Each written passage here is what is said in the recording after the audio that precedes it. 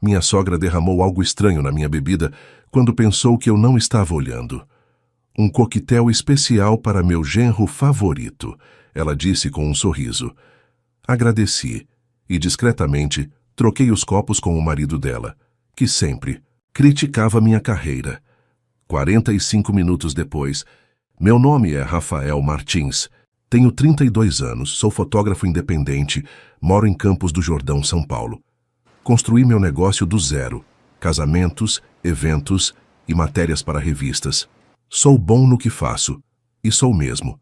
Mas para meus sogros, Sérgio e Vera, especialmente Vera, o que eu faço nunca foi o suficiente.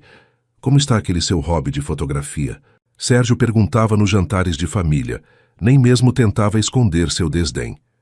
Ele era um banqueiro de investimentos, o tipo de homem que mede sucesso em metragem quadrada e opções de ações.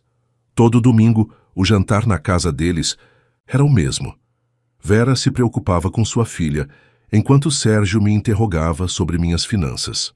Minha esposa, Carolina, apertava minha mão por baixo da mesa. Um pedido de desculpas silencioso pelos pais. Naquela semana, eu estava fotografando um projeto de vida selvagem. Foram dias caminhando penosamente até capturar imagens de onça pintada para a revista Brasil Natural. Eu estava exausto quando cheguei, mas Carolina insistiu que não poderíamos perder o jantar de aniversário de sua mãe. São apenas algumas horas, ela prometeu. Eu deveria ter ouvido o nó no meu estômago. Quando Vera me encurralou na cozinha, os olhos dela brilharam de um jeito estranho antes de me entregar a bebida. Havia um leve tremor em seus dedos quando disse: "Fiz isso especial só para você." Algo não estava certo. Eu só não sabia o quão errado aquilo estava prestes a se tornar. Carolina e eu nos conhecemos há 6 anos, numa exposição de arte em que meu trabalho estava sendo apresentado. Ela estava terminando o mestrado em Ciências Ambientais, e eu apenas começando a construir meu nome. Nos conectamos instantaneamente.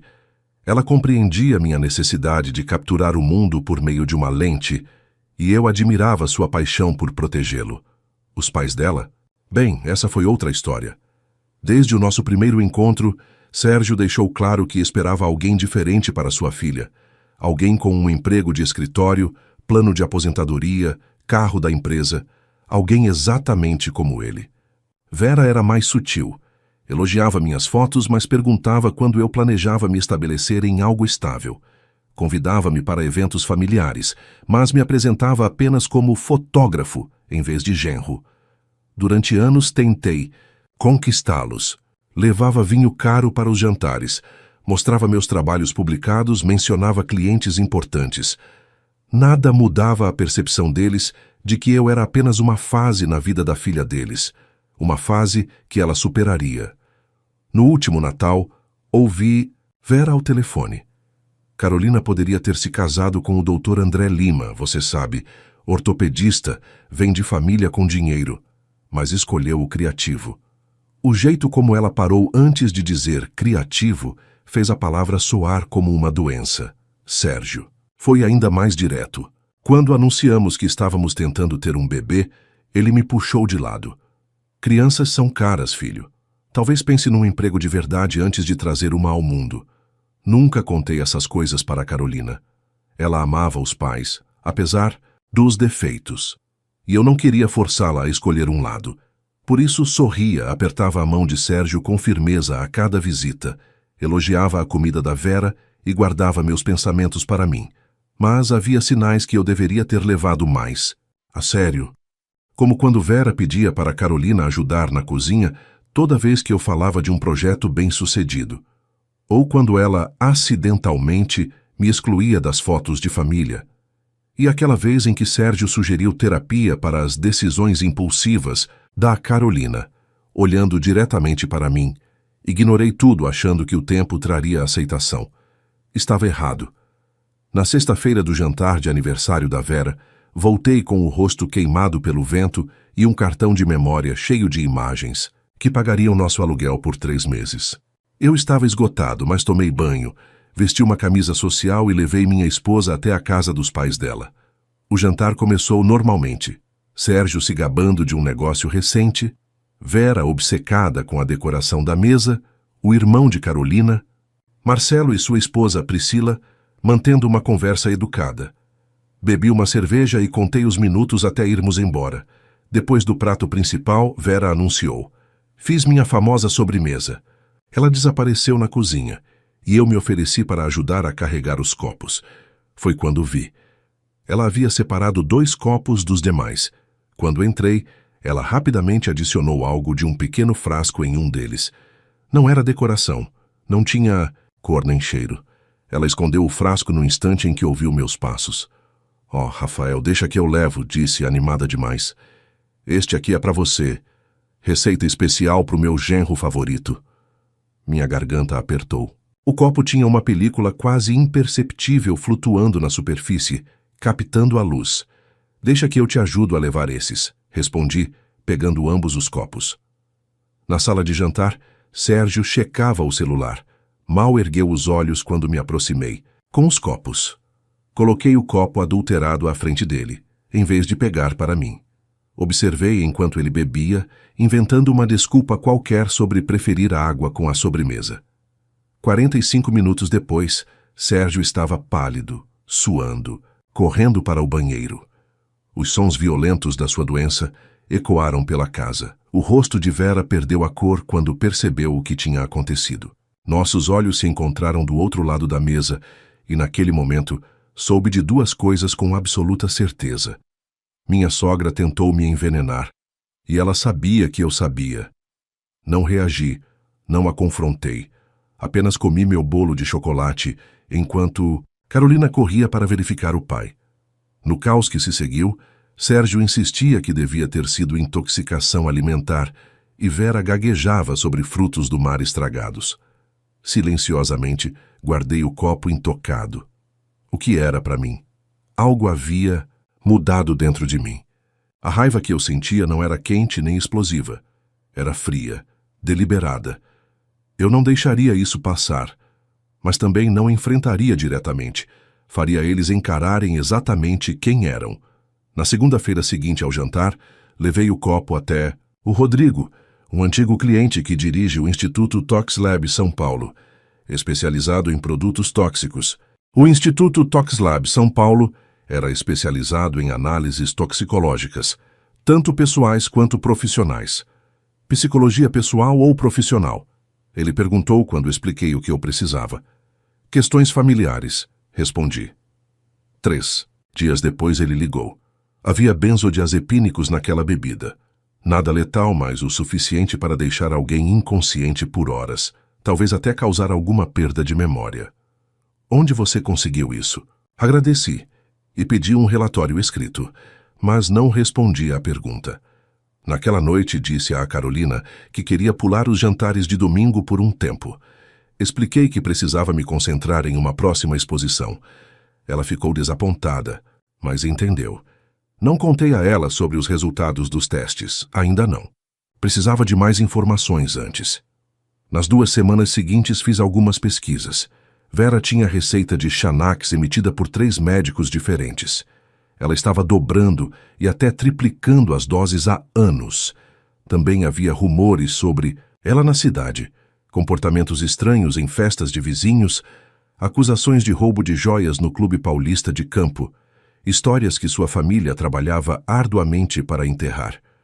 Compilei tudo e esperei pelo momento certo. Ele chegou quando Carolina mencionou que sua mãe precisava de fotos para um perfil de rede social.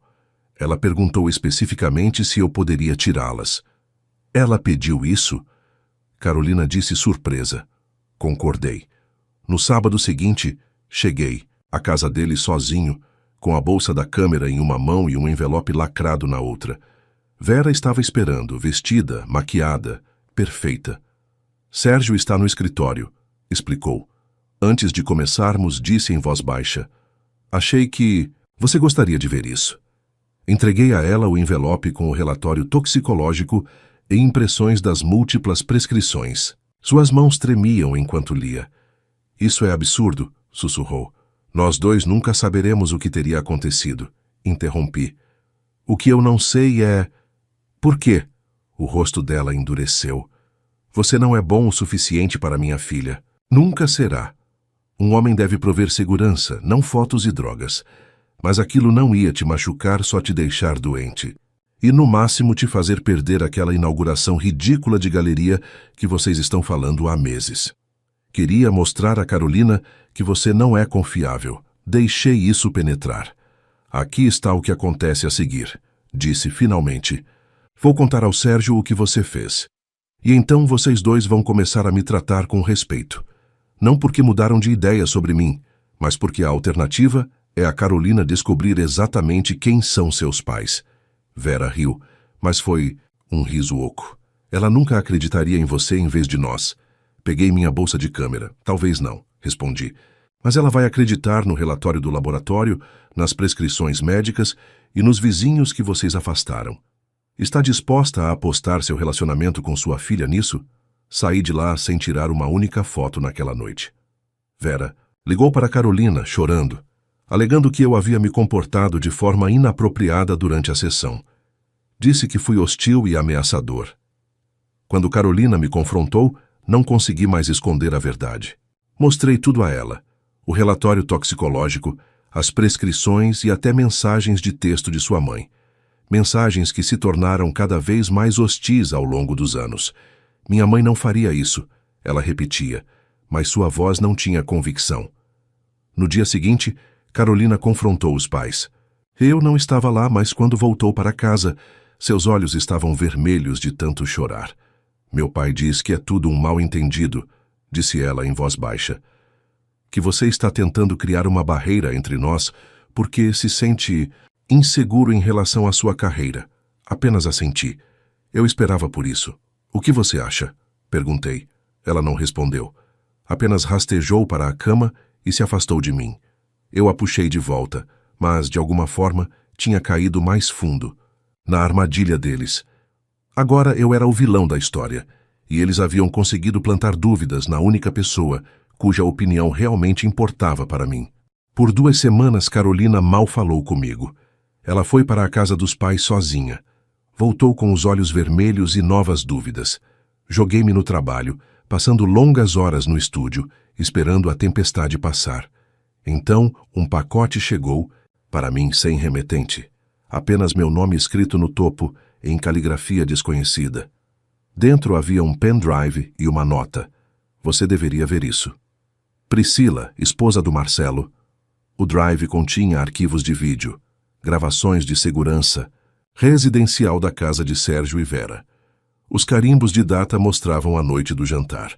Lá estava Vera na cozinha, claramente adicionando algo a uma bebida. Lá estava eu entrando, pegando os copos. Lá estava Sérgio, bebendo o copo adulterado. Mas havia mais. Filmagens de depois que saímos. Vera gritando com Sérgio, culpando-o por beber do copo errado. Sérgio gritando de volta. Esta não é a primeira vez que você faz algo assim. Assisti a gravação 3 vezes, tentando processar o que via. Não era apenas a confirmação das ações de Vera, mas a evidência de um padrão. Evidência de que Sérgio sabia. O próximo arquivo era de 2 dias após o jantar. Vera e Sérgio discutiam na sala de estar. O assunto, eu. Ele sabe o que você fez, disse Sérgio. E daí? Respondeu Vera. É a palavra dele. Contra a minha. Carolina nunca o escolherá em vez da família. E se ela o fizer, então não é a filha que criei. Ela falou friamente. Não se preocupe. Já comecei a falar com ela sobre os problemas do casamento, plantando sementes. Quando eu terminar, ela vai estar pedindo o divórcio. E pensando que foi ideia dela. Fechei meu laptop. Minhas mãos tremiam. Isso não era apenas sobre mim. Era um esforço sistemático para controlar a vida de Carolina, para isolá-la de qualquer um que não se encaixasse na visão dos pais. E eles faziam isso há anos. Liguei para Priscila imediatamente. Por que você me enviou isso? Porque fizeram o mesmo comigo quando me casei com o Marcelo, disse em voz baixa. Tentaram nos separar por 2 anos. Disseram que eu não era boa o suficiente. Quase conseguiram. Por que não nos contou? Marcelo não sabe, ela admitiu. Ele adora o pai. Acredita em tudo o que ele diz. Tentei contar, mas ele acha que sou paranoica. Eu só não conseguia vê-los fazer isso com mais alguém. No dia seguinte, recebi uma mensagem de Sérgio. Devemos conversar de homem para homem, sem esposas. Encontrei-o no Clube Paulista de Campo. Ele me esperava em uma sala privada, bebendo bourbon. Rafael, começou. Famílias são complicadas. Minha esposa, ela pode ser difícil, protetora, mas tem boas intenções. Drogar alguém tem boas intenções? Perguntei. Ele acenou com a mão como se não fosse nada. Um mal-entendido. Vera toma remédio para a ansiedade. Provavelmente trocou os copos sem querer. Eu tenho as filmagens de segurança, Sérgio. Seu rosto mudou imediatamente, tornando-se frio e calculista. O que você quer? Dinheiro? É disso que se trata? Sempre soube que você se casou com a Carolina por interesse financeiro. Quero que vocês dois nos deixem em paz, respondi. Simplesmente parem de tentar convencer a Carolina de que não sou bom o suficiente. Parem de interferir no nosso casamento. Sérgio se inclinou para frente. Você acha que essa é a primeira vez que lidamos com alguém como você? Pessoas que querem tirar vantagem da nossa família? Ele riu. Carolina vai voltar para casa, onde ela pertence. Sempre volta. Pergunte a ela sobre o Dr. André Lima. Pergunte sobre o noivo antes de você. Senti um frio na espinha. Do que você está falando? Carolina estava noiva antes de te conhecer. Cara legal, médico. Nós não gostamos da formação dele. Levou 6 meses para convencê-la de que ele não era certo para ela. Ela terminou com ele. Ele sorriu. A história se repete, filho. No caminho para casa, liguei para a colega de quarto da faculdade da Carolina, a Fernanda. Perguntei a ela sobre o Dr. André Lima. Oh, Deus! Ela disse. Ele era perfeito para ela, mas os pais dela a convenceram de que ele estava traindo. Plantaram evidências. Ele tentou dizer a verdade a ela, mas então ela não confiava mais nele. O padrão estava claro agora. Isso não era só sobre mim. Era sobre controle. Controle completo sobre a vida da filha. E eles já tinham feito isso antes. Não confrontei Carolina imediatamente. Em vez disso, comecei a reunir todas as evidências que pude encontrar. Entrei em contato com o Dr. André, que inicialmente estava relutante em falar comigo. Quando expliquei a situação, ele me enviou e-mails antigos entre ele e Carolina, mostrando como os pais dela tinham sistematicamente minado o relacionamento dos dois. Entrei em contato com outros ex-namorados, velhos amigos de Carolina, que misteriosamente haviam se afastado. Um padrão surgiu. Qualquer pessoa que encorajasse a independência de Carolina era gradualmente afastado de sua vida. Priscila forneceu mais imagens das câmeras de segurança, mostrando Vera e Sérgio discutindo seus planos. Para nós. Assim que eles se divorciarem, ela vai se convencer a voltar para casa, Sérgio dizia em um dos clipes. Ela pode administrar a fundação, conhecer homens adequados. Compilei tudo em um único drive. Então convidei Marcelo e Priscila para jantar, sem contar nada para Carolina. Eu estava prestes a destruir a imagem da família dela. Na sobremesa, conectei meu laptop à TV. Há algo que vocês dois precisam ver, eu disse. Pela próxima hora assistimos à filmagem juntos. Carolina permaneceu imóvel, o rosto pálido. Marcelo balançava a cabeça, murmurando baixinho. Aqueles não são meus pais. Quando acabou, Carolina se virou para mim com lágrimas escorrendo pelo rosto. Por que você não me contou antes? Porque eu precisava que você visse por si mesma, eu disse. Tudo. Não apenas o que fizeram comigo, mas o que tem feito com você a vida inteira. Marcelo se levantou furioso. Isso é... Você editou esses vídeos? Meus pais não fariam isso. Priscila tocou no braço dele. Eles fizeram isso conosco também, Marcelo. Por que você acha que, de repente, começaram a gostar de mim depois que tivemos o James? Porque um neto significava que eles tinham influência. A cor sumiu do rosto de Marcelo. Você nunca me contou, disse ele. Eu tentei. Ela sussurrou. Você não quis ouvir. Mais tarde, naquela noite, Carolina se arrastou para a cama ao meu lado. Eu preciso de um tempo para processar isso, disse suavemente. Mas eu acredito em você. E me desculpe por ter duvidado. Na manhã seguinte, Vera ligou para Carolina e ela colocou a ligação no viva voz. Querida, eu estava pensando. Você deveria vir ficar conosco por um tempo, disse alegremente. Seu pai e eu estamos preocupados com você. O casamento é difícil e às vezes a separação pode dar clareza. Mãe, Carolina interrompeu. Eu vi os vídeos. Silêncio. Que vídeos? As filmagens de segurança de você drogando a bebida do Rafael. De você e o papai conspirando para acabar com o meu casamento. Outra pausa. Carolina, o que quer que ele tenha mostrado a você foi manipulado. Você sabe que... O Rafael sempre teve ciúmes da nossa família. Pare! A voz de Carolina estava firme. Estamos indo hoje à noite, todos nós, Marcelo, Priscila, Rafael e eu. Vamos conversar sobre isso como uma família, sem mais mentiras. Depois que desligou, Carolina se virou para mim. Eles vão negar tudo. Vão tentar virar isso contra você. Balancei a cabeça. Eu sei, então qual é o nosso plano? Pela primeira vez em semanas eu sorri. Acho que é hora dos seus pais conhecerem o meu verdadeiro eu. Aquele que não tira apenas fotos, mas sabe contar uma história. Naquela noite, chegamos à casa de Sérgio e Vera com meu equipamento fotográfico. Marcelo e Priscila já estavam lá, sentados rigidamente na sala de estar. Sérgio parecia confiante. Eu entendo que houve um mal-entendido. Nenhum mal-entendido. Interrompi montando meu tripé. Estou documentando esta conversa para os arquivos da família. Vera objetou imediatamente. Este é um negócio familiar privado. Exatamente, eu concordei. Negócio de família. E eu sou família. Mesmo que vocês tenham tentado muito mudar isso. Pelas próximas 2 horas, colocamos tudo para fora.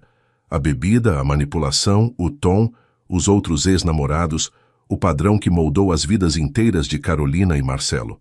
Sérgio e Vera negaram tudo, é claro. Me chamaram de instável manipulador.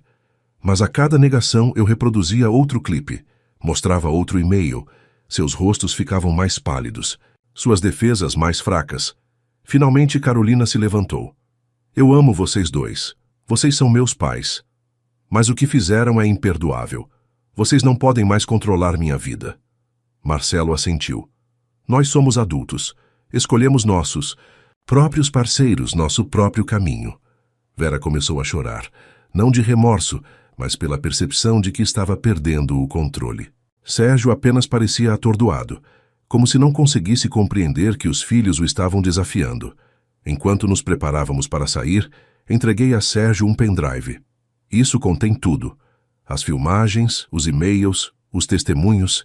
Seu para ficar. O que isso significa? Ele perguntou desconfiado. Significa que eu não vou arruinar sua reputação compartilhando isso com mais ninguém. Isso machucaria a Carolina. E eu nunca faria isso. Parei por um instante e completei. Mas, se vocês tentarem interferir em nosso casamento novamente, se tentarem manipular a Carolina ou falar contra mim, cópias serão enviadas para todos. Os membros do seu clube paulista de campo, seus parceiros de negócios e seu precioso círculo social. Pela primeira vez desde que o conheci, Sérgio olhou para mim com algo parecido com respeito. Eu subestimei você. Sim, respondi simplesmente. Você subestimou. 6 meses se passaram. Carolina e Marcelo começaram a fazer terapia para superar os danos que seus pais causaram. Vera e Sérgio mantiveram distância, enviando mensagens de texto ocasionais, mas respeitando os limites que tínhamos estabelecido. Então, durante as férias, eles nos convidaram para jantar. Um novo começo, dizia o convite. Carolina queria ir. Ainda são meus pais, ela disse, e eles estão tentando. Eu concordei, mas não fui ingênuo o suficiente para acreditar que eles haviam mudado. Quando chegamos, tudo parecia normal. Vera tinha preparado um banquete. Sérgio estava charmoso, perguntando sobre meus últimos projetos com o que parecia ser um interesse genuíno. Depois do jantar, Sérgio me convidou para seu escritório. Eu tenho uma proposta para você, ele disse me servindo um uísque. Estive pensando sobre sua carreira. Fotografia é bom, tem sido bom para você, mas já pensou em diversificar? Eu poderia trazê-lo para minha empresa, sócio júnior. O salário seria substancial. Peguei o copo, mas não bebi. Por quê? Você faria isso? Perguntei. Sua família, ele respondeu suavemente. E eu respeito como você lidou com o desagradável. Você protegeu minha filha enquanto se manteve firme. É isso que um homem de verdade faz. Coloquei o copo intocado na mesa. Agradeço a oferta, mas não. O sorriso dele se contraiu. Rafael, seja razoável. Isso é um ramo de oliveira, uma maneira de seguirmos em frente. Não? Repeti. Isso é outra tentativa de controle. Você não pode me comprar, Sérgio. E não suporta o fato de que Carolina me ama exatamente como eu sou. Não seja tolo. Ele sibilou, abandonando a fachada. Todo mundo tem um preço. Levantei-me. É aí que você está errado. E é por isso que você nunca entenderá. Sua filha. Voltei para a sala de jantar, onde Vera estava mostrando álbuns de fotos para Carolina. Olhe estes, ela dizia. Você era tão feliz quando morava em casa. Carolina chamou minha atenção do outro lado da sala. Ela podia ver, pela minha expressão, que algo havia acontecido. Dei um leve aceno e ela se levantou. Mãe, pai, ela anunciou claramente. Eu tenho algo para contar. Todos se viraram para ela. Estamos esperando um bebê. Rafael e... Eu estou grávida de 3 meses. O choque em seus rostos era genuíno. Vera se recuperou primeiro, correndo para abraçar a filha com lágrimas nos olhos.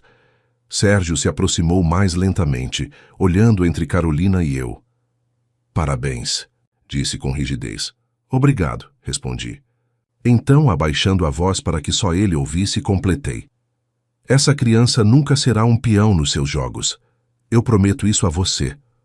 O rosto dele endureceu, mas ele assentiu uma única vez. Ele havia entendido a mensagem. Enquanto dirigíamos para casa naquela noite, Carolina apertou minha mão. Eles nunca vão mudar. Não, eu disse honestamente. Mas vão ter que aceitar. 3 semanas depois, uma carta autenticada chegou do advogado de Sérgio. Dentro havia a escritura de uma casa. Nossa casa que estávamos alugando. E documentos legais estabelecendo um fundo fiduciário para nosso filho ainda não nascido. Não havia nenhuma nota, nenhuma condição, nenhuma amarra. Apenas a transferência de bens, limpa e irrevogável. Não era um pedido de desculpas. Sérgio não era capaz disso, mas era um reconhecimento. Talvez o único que ele fosse capaz de dar. Nós tínhamos vencido. Nossa filha nasceu no verão. Nós a chamamos de Letícia, em homenagem à minha avó. Quando Vera e Sérgio vieram ao hospital, trouxeram presentes, mas mantiveram uma distância, respeitosa. Fizeram carinho no bebê, tiraram fotos e foram embora sem tentar nos dar conselhos sobre paternidade ou fazer sermões financeiros. Meses se passaram. Nosso relacionamento com eles se estabeleceu em algo parecido com normalidade. Eles nunca se desculparam pelo que fizeram, mas pararam de tentar controlar a vida de Carolina ou minar minha carreira. Uma noite, enquanto eu estava editando fotos no estúdio, Carolina chegou com Letícia nos braços. Minha mãe ligou. Ela disse, quer que a gente vá no Natal. Olhei para cima do meu computador. E o que você quer fazer? Acho que deveríamos ir, ela respondeu. Mas com condições. Ficamos em um hotel, não na casa deles. Saímos quando quisermos, sem hora marcada. Com Letícia. Balancei a cabeça. Parece razoável. Ela sentou ao meu lado, balançando. O bebê com carinho. Você sabe, eu costumava achar que sucesso significava fazer meus pais felizes, obter a aprovação deles, atender às expectativas deles. Ela olhou para nossa filha, depois para mim. Agora eu sei que é sobre fazer escolhas das quais eu possa me orgulhar. Estar ao lado das pessoas que amo. 2 semanas antes do Natal, um envelope grande chegou de Sérgio. Dentro havia um folheto brilhante do relatório anual de sua empresa. Minhas fotografias estavam em destaque. Paisagens, retratos, fotos arquitetônicas. O trabalho que eu havia feito nos meus próprios termos, sem interferência. Dele, havia uma breve nota. Contratei o melhor fotógrafo que conheço. Achei que você gostaria de uma cópia. Não era perdão, nem reconciliação, era outra coisa. Respeito, talvez, o reconhecimento de que eu havia tido sucesso nos meus termos, não nos dele. Eu não liguei para agradecê-lo. Ambos sabíamos que não se tratava de gratidão. Era sobre reconhecer os novos limites, a nova realidade. Naquela primavera, abri minha própria galeria no centro de Campos do Jordão. Na grande inauguração, Carolina estava ao meu lado, com Letícia no colo. Meus pais vieram do interior. Amigos e clientes encheram o espaço, admirando as imagens que capturei ao longo dos anos. Sérgio e Vera vieram também. No fim da noite, não ficaram por muito tempo. Vera segurou Letícia brevemente, sob o olhar atento de Carolina. Sérgio apertou minha mão, acenou para as fotos com aprovação genuína e foi embora sem dar sugestões sobre como eu deveria administrar meu negócio. Enquanto nos deitávamos naquela noite, Carolina perguntou: "Você acha que eles mudaram?" Pensei cuidadosamente antes de responder. "Não", disse finalmente. "Mas aceitaram que não podem nos mudar. E às vezes isso é o suficiente." Mais tarde, sentados na varanda, observando as estrelas surgirem sobre as montanhas, com Letícia dormindo no berço lá em cima, percebi algo que nunca havia articulado completamente antes. Eu não tinha vencido jogando o jogo de Sérgio e Vera. Tinha vencido recusando-me a jogá-lo. Mantive minha posição, protegi o que importava e construí minha vida de acordo com minha própria definição de sucesso, não com esquemas ou manipulação, mas com honestidade e persistência silenciosa. No fim, essa foi a vingança mais satisfatória de todas. Viver bem, nos meus próprios termos, com a família que eu amo ao meu lado. Mas agora eu quero te perguntar, o que você faria se descobrisse que sua sogra tentou te envenenar? Escreve aqui nos comentários. Se você gostou do vídeo, clica em curtir e se inscreve no canal também. Assim você não perde nenhuma historinha emocionante. E não esquece, deixa também um comentário com uma classificação de 1 a 10 para mostrar o quanto você gostou. Assista também ao vídeo que agora está aparecendo na sua tela. Até breve.